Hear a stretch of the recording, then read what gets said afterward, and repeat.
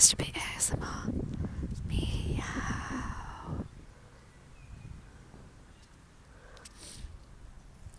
It's time for the enchanted wood. Also, look at my shirt. I don't like fishing, and I don't have a job. So both of those statements are just not true. Wait, let me pull my pants up. Okay. I'm doing this in a pretty public area, as usual. It's kind of embarrassing, people are walking past. But whatever. I think I'm gonna skip a chapter because I can. Because I have actually read more than I've read out loud. And it's boring to reread it, so I'm just gonna go from a place that I haven't read from. And I'm really excited. I'm gonna make vodka bolognese later, but without vodka, with wine, because I've been absolutely loving making like this really good sauce. And then this YouTube short last night, you know that guy who is like, I'll give you $100 if you cook for me. This girl made him that, and I'm so excited.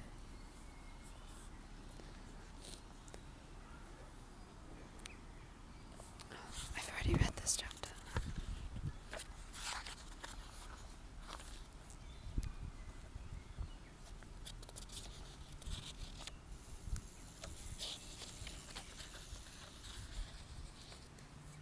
Okay.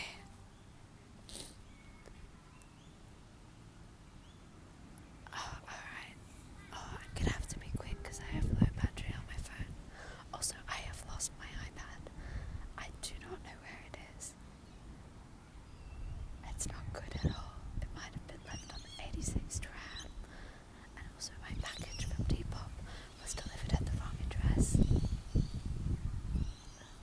Harumph. Anyways, so this is a recap. So, the kids, they were looking up. Wait, I realized last time that my whispering was too quiet, so I'm gonna just do low speaking. And I'm gonna try to be on voice so that I don't freak my voice, but who knows. Okay, so the three kids, they've just visited the guy with the big head, whatever he's called. Moonface. They've just visited him and paid him the toffee that they owed him, and I think a little bit more. And they've gone up to the top of the faraway tree, and Joe has had a look at what's up there, and he's been like, oh my god, gals, it's a land of ice and snow. And also, these are fake glasses. Anyways, gals, it's a land of ice and snow. And then they were like, woohoo, and then, uh-oh, Joe gets picked up and carried away somewhere. And they're like, freak, what the freak? What shall we do? She said. Wait, but Joe was gone. Bessie looked at Moonface in dismay. What shall we do? She said. This chapter is called Joe and the Magic Snowman. Moonface was most upset to see Joe disappear. I told him not to, I told him, he groaned. You didn't, sobbed Fanny. Your mouth was full of toffee and all you could say was ooble, ooble, ooble. But how could we know what that meant? Where's Joe now? Asked Bessie, quite pale with shock. Yes, indeed. Where was Joe? Someone had lifted him right off the ladder, up into the land of ice and snow. And there, strangely enough, the moon and the sun were in the sky at the same time. One at one side, and the other opposite, both shining with the pale light. Joe shivered, for it was very cold. He looked to see what had lifted him off the ladder, and he saw in front of him a big strange creature, a snowman. My nose is kind of blocked. He was just like the snowman Joe had so often made in the winter time, round and fat and white, with an old hat on his head, and a pipe in his mouth. "This is luck," said the snowman in a soft, snowy sort of voice. "I've been standing by that hole for days, waiting for a seal to come up, and you came." "Oh," said Joe, remembering that seals came up to breathe through holes in the ice. "That wasn't a water hole, that was the hole that led down the faraway tree. I want to go back, please." "The hole has closed up," said the snowman.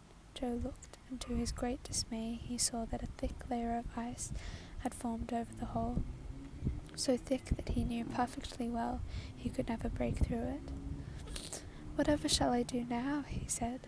"Just what I tell you," said the snowman with a grin.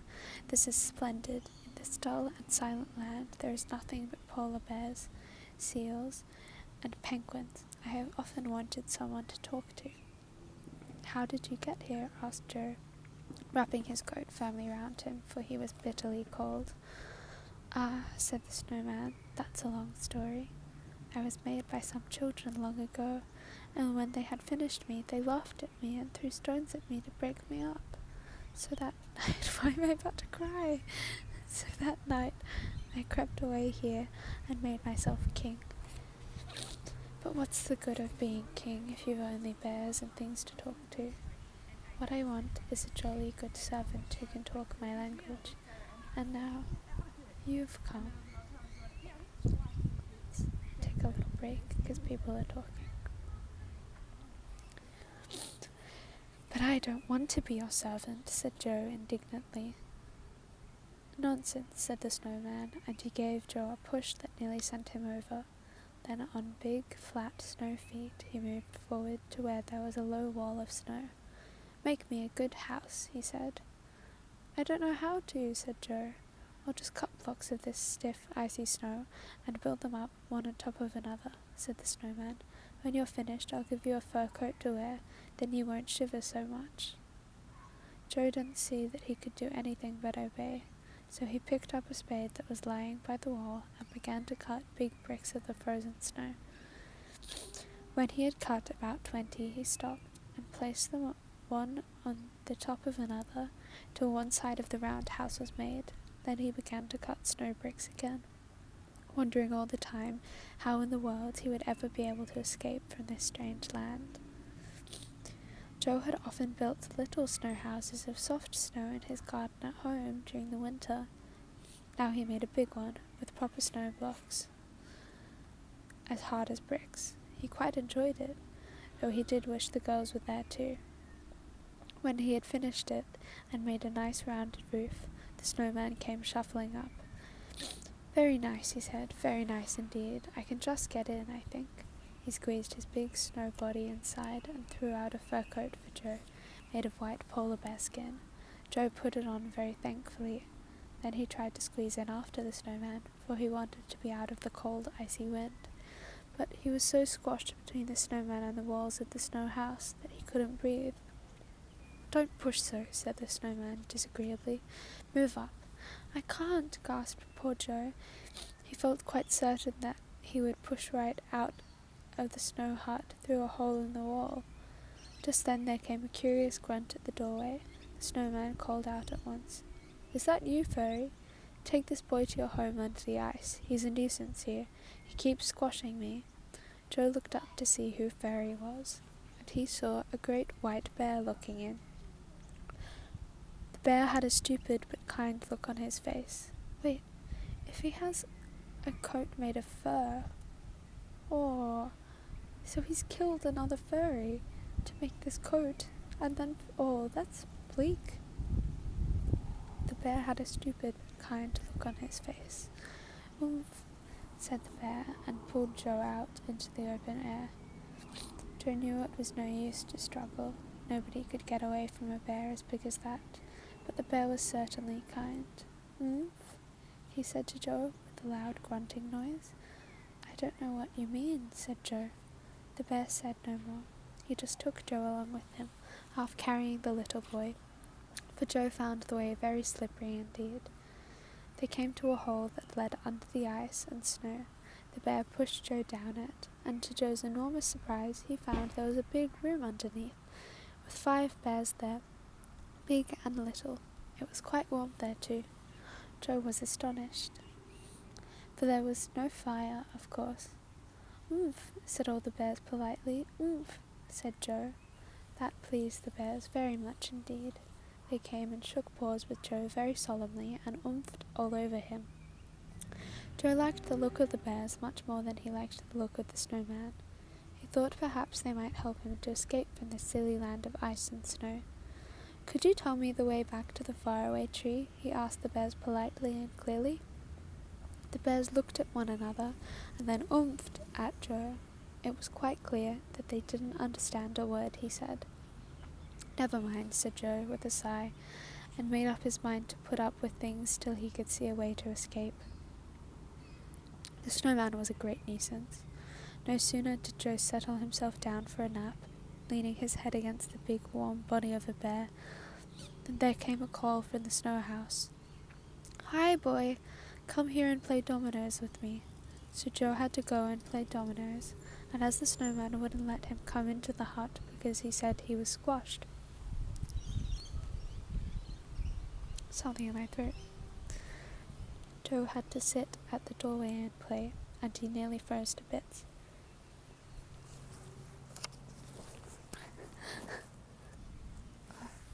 I had to cough, and I thought I couldn't do that. That would be very anti-ASMR.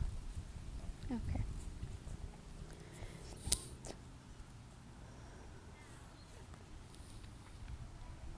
He had to sit in the doorway and play, and he nearly froze to bits. Then another time, just as he was eating a nice bit of fried fish that one of the bears had kindly cooked in oil for him, the snowman shouted to him to come and make him a window in his house, and Joe had to hurry off and cut a sheet of clear ice to fit into one side of the snow house for a window. Really, that snowman was a perfect nuisance. "I wish to goodness I'd never peeped into this silly land," thought Joe 100 times. "It's a good thing the bears are so nice to me. I only wish they could say something else besides oomph." Joe wondered what Bessie and Fanny were doing. Were they very upset when he didn't come back? Would they go home and tell their father and mother what had happened? Bessie and Fanny were upset. They were in a great fright, too. It had been dreadful to see poor Joe disappear through the cloud like that. Moonface looked very solemn, too. He could speak quite well now that he had swallowed all his toffee. "We must rescue him," he said, his face shining like the full moon. "How?" asked the girls. "I must think," said Moonface, and he shut his eyes. His head swelled up with his thinking. He opened his eyes and nodded his head. "We'll go to Goldilocks and the 3 bears," he said. "Her bears know the bears and the land of ice and snow. She might be able to help Joe that way." "But where does Goldilocks live?" asked Bessie, in wonder. "I thought she was just a fairy tale." "Good gracious, no," said Moonface. "Come on, we'll have to catch the train." "What train?" asked Fanny in astonishment. "Oh, wait and see," said Moonface. "Hurry now, go down the slippery slip and wait for me at the bottom." That's exciting. I think I might read another chapter. See how long it is.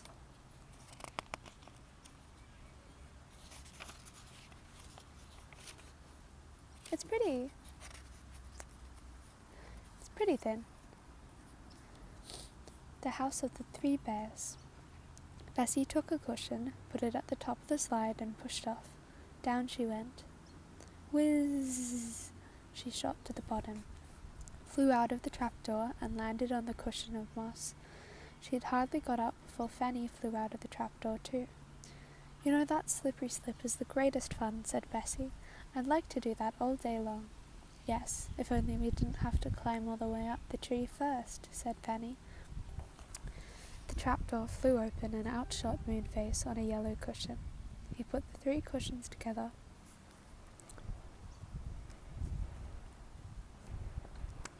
Something in my throat. Alas. He put the 3 cushions together, whistled to the red squirrel, who looked after them, and threw them to him. Then he turned to the waiting girls. "There's a train at midnight," he said. "We shall have to hurry." The wood was still bright with moonlight. The three of them hurried between the trees. Suddenly Bessie heard the chuffing of a train, and she and Fanny stopped in surprise.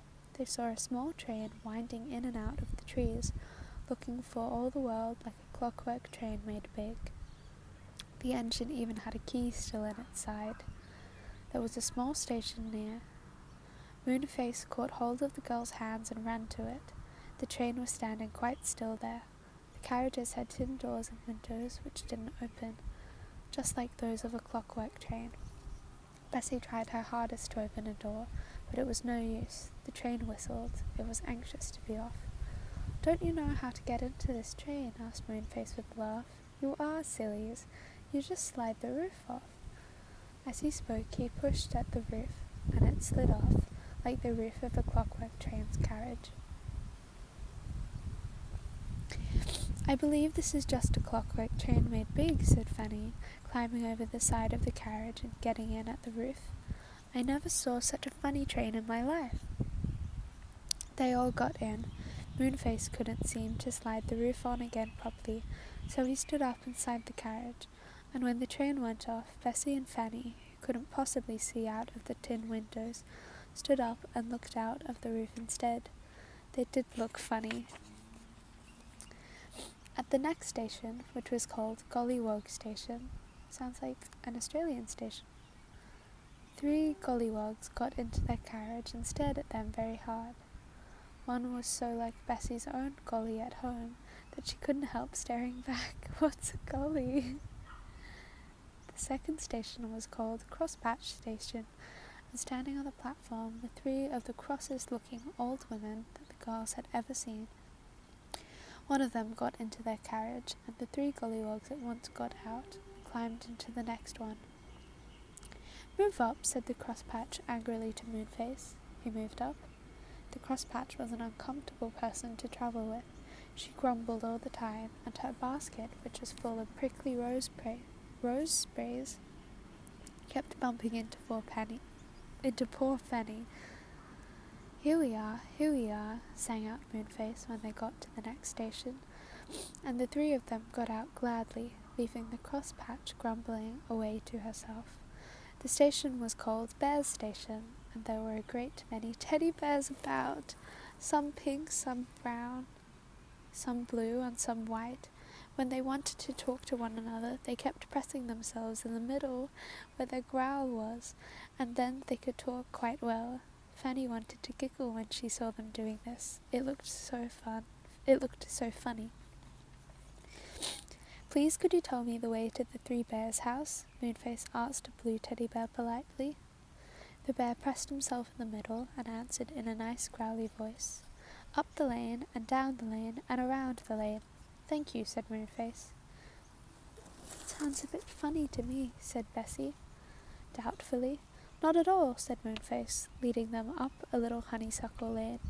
"Here we are, going up a lane, and now you see it goes downhill, so we're going down, and presently we'll turn a corner and go around the lane." He was right. They went up and then down and then around, and there in front of them, tucked into a woody corner, was the dearest, prettiest little house the girls had ever seen. This is the house.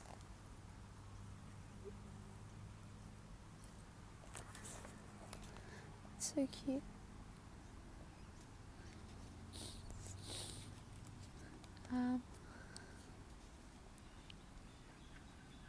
It was covered with pink roses from top to bottom, and its tiny windows winked in the moonlight as if they had eyes.